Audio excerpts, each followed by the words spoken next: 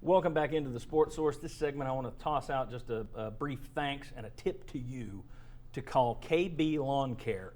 You can check them out at kblawncarellc.com. Just Google KB Lawn Care. Kenny Bell and his troop do a tremendous job. I've used them for years. They came out this week, took care of a tree that needed taking care of, unfortunately. Just spectacular. These guys are good. KB Lawn Care. Find out for yourself. Check them out online. All right. We're going to now look at chronological order of off-field or non-revenue sports pains.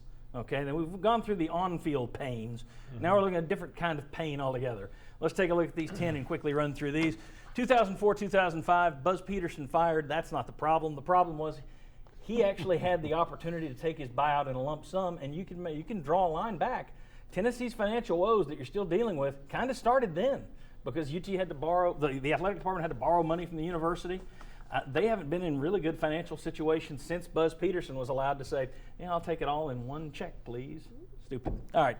2008, Philip Fulmer's teary press conference. That one was just sad. I mean, whether you felt he needed to be fired or not, it was clearly a man who loved his university, and that was just brutal to watch. Yeah, you talk about Vol for life. I mean, you deserved a better exit. Much like his predecessor. So again, absolutely. That's probably the only guy that sat there and said, yep. All right, next up, 2008, 2010, John Wilkerson, you were close to this one.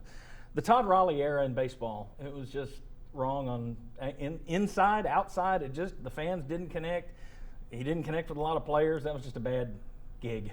Yeah, and I mean, that of course followed Rod Delmonico's dismissal and all that he brought. And so it really, Tennessee has not recovered as a baseball program since that move was made. And to go from Rod, I mean, what did you do? Didn't you go in Western Carolina where Todd Raleigh had been coaching? I mean, it's kind of like you go to Louisiana Tech to get Derek Dooley. You go to Western Carolina to get Todd Raleigh? That's the best you can do? But remember who was making the hire. It was somebody who had found Bruce Pearl at Wisconsin-Milwaukee, and so it was just kind of like, aha, this is the Bruce Pearl of baseball. That's the Bruce Pearl of football. Everything was the Bruce Pearl of. Except they weren't, except winning. None of them were Bruce Pearl of winning. All right, next up. We talked about this one earlier when you had, well, no, we didn't. Tennessee, 2009, 3 football players arrested for that bizarre attempted robbery at the pilot station. All those great recruits that Kiffin had brought in, and that one makes national news. We did talk about this one earlier, 2009, 2010. This was what had those 4 guys suspended for the Kansas upset.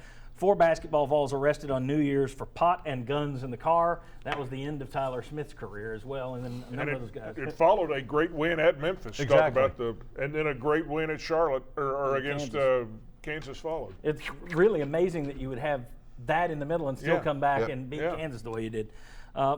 2010, of course, Lane Kiffin leaving for Southern Cal in January, 3 weeks before signing day, which led to 2010, Tennessee responding with an incredibly panicky hire of Derek Dooley to save the recruiting class.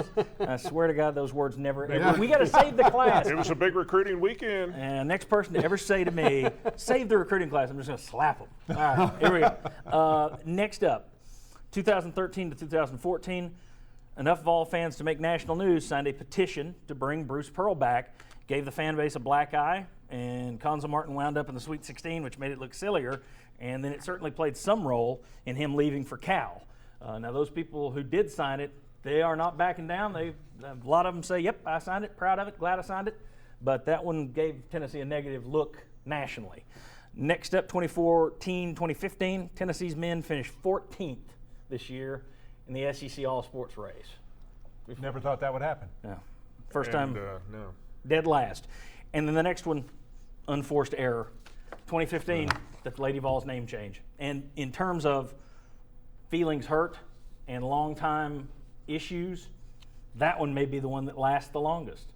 Because you're going to have a group that is, you talk about never forgiving, never forgetting. I think you're going to have a segment of the Lady Vols fandom population that aren't going to be coming back from that one.